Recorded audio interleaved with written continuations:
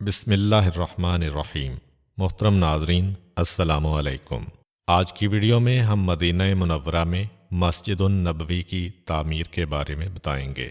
اللہ کے رسول صلی اللہ علیہ وآلہ وسلم مدینہ منورہ میں تشریف لا چکے ہیں، اور وہ مرحلہ آ چکا ہے جس کا مقابلہ ہر اس قوم اور ملت کو کرنا پڑتا ہے جو بالکل ابتدائی مرحلے سے یا صفر سے آغاز کرے۔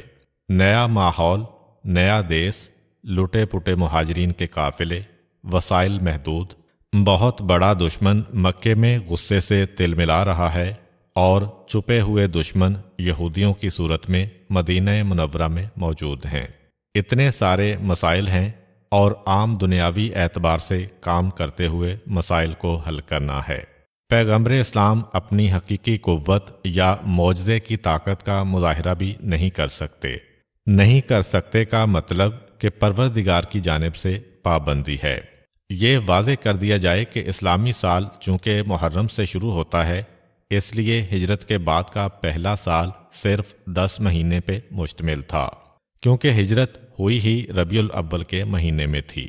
یہ ابتدائی 10 مہینے کے حالات ہیں جو آپ کی خدمت میں پیش کرنا ہے۔ پیغمبر اسلام حضرت ابو ایوب انصاری رضی اللہ تعالی عنہ کے گھر میں مقیم ہیں۔ مدینے کے وہ بہت سے لوگ جو پیغمبر اسلام کی زیارت کیے بغیر پیغمبر اسلام پر ایمان لا چکے تھے، اب پیغمبر اسلام کو اپنے درمیان پاتے ہیں تو خوشی سے نہال ہو جاتے ہیں، اور مدینے کی وہ اطراف جہاں پیغمبر کی غیر موجودگی میں 2 سال پیغمبر کے شاگردوں نے جو تبلیغ کی ہے، اس کے نتیجے میں پیغمبر سے متاثر تو ہو چکے تھے، لیکن پیغمبر کو دیکھے بغیر اسلام قبول کرنے سے انکار کر رہے تھے۔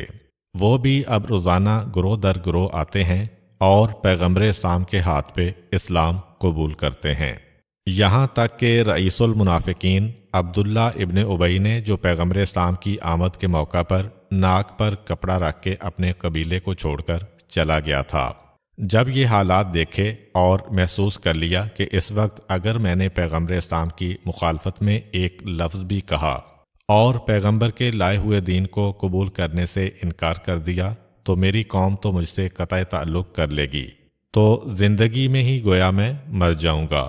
چنانچہ بوجہ مجبوری عبداللہ ابن ابی جیسے شخص کو بھی آ کے اسلام قبول کرنا پڑا، اور تاریخ یہ کہتی ہے کہ 95% بت پرست جن کا تعلق اوس و خزرج کے قبیلے سے ہے، اس پہلے سال میں اسلام قبول کر لیتے ہیں۔ صرف ایک مختصر سا گروہ رہ گیا تھا جس میں زیادہ تر بزرگ حضرات اور خواتین تھے، انہوں نے بھی جنگ بدر کے بعد اسلام قبول کر لیا تھا۔ تو حضرت ابو ایوب انصاری کا مکان ایک مرکز بنا ہوا ہے کہ جہاں آ کے لوگ اسلام قبول کر رہے ہیں۔ جو پہلے سے اسلام قبول کر چکے ہیں وہ بھی روزانہ آتے ہیں پیغمبر اسلام کے پاس بیٹھنے کے لیے، نئے اسلام قبول کرنے والے بھی آتے ہیں پیغمبر اسلام کی خدمت میں حاضری دینے کے لیے۔ ہر مقام پر کچھ ایسے ضعیف الاعتقاد لوگ بھی ہوتے ہیں کہ جنہیں بہرحال کسی معجزے وغیرہ کی ضرورت ہوتی ہے، تو کچھ چھوٹے چھوٹے ایسے واقعات بھی اس پہلے سال میں پیش آئے، جن میں سب سے زیادہ مشہور واقعہ ایک بھیڑیے کا واقعہ کہلاتا ہے۔ جس وقت حضرت ابو ایوب انصاری کا مکان مرکز اسلام بنا ہوا ہے، دن بھر لوگ آتے ہیں، جو پہلے سے مسلمان ہیں وہ نئے نئے مسئلے لے کے آتے ہیں، جو کافر ہیں وہ اسلام قبول کرنے کی نیت اور ارادے سے آتے ہیں۔ اس زمانے میں ایک شخص شہر مدینہ سے باہر ایک مقام ہے، مقام بیضا۔ یہ وہ مقام ہے جو مسجد شجرہ سے تقریباً 1 کوس یعنی تقریباً 3.25 کلومیٹر کے فاصلے پر ہوگا۔ مسجد شجرہ وہ مسجد ہے کہ جہاں سے حج اور عمرہ کرنے والے اپنا احرام باندھ کے مکے کی جانب چلتے ہیں۔ یہ مسجد مدینے سے 6 یا 7 کلومیٹر کے فاصلے پر ہے، اور اس سے مزید 3 کلومیٹر کے فاصلے پر مقام بیضا ہے۔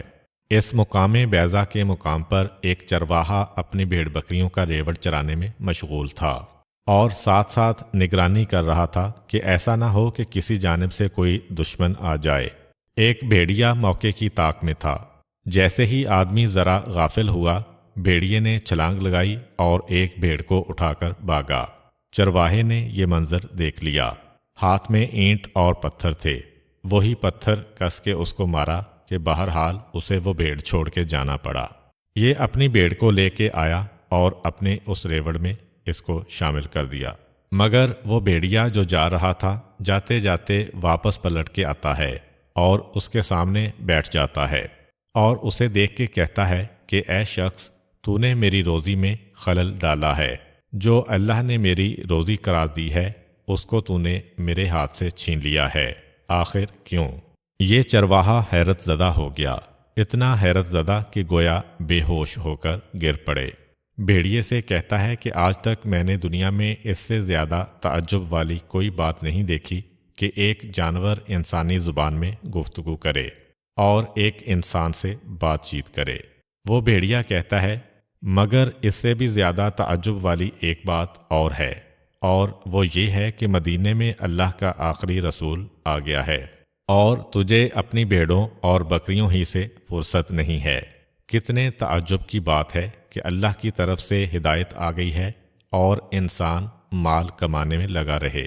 جیسے ہی چرواہے نے یہ سنا تو ایک مرتبہ گھبرا کے کہا کہ کہاں آیا ہے اللہ کا وہ آخری رسول؟ کہا کہ مدینے کی 2 پہاڑیوں کے درمیان۔ جیسے ہی چرواہے نے یہ سنا تو اس کے دل پہ اثر ہوا، اپنی بھیڑوں اور بکریوں کو ہانکتا ہوا مدینے کی جانب چلا۔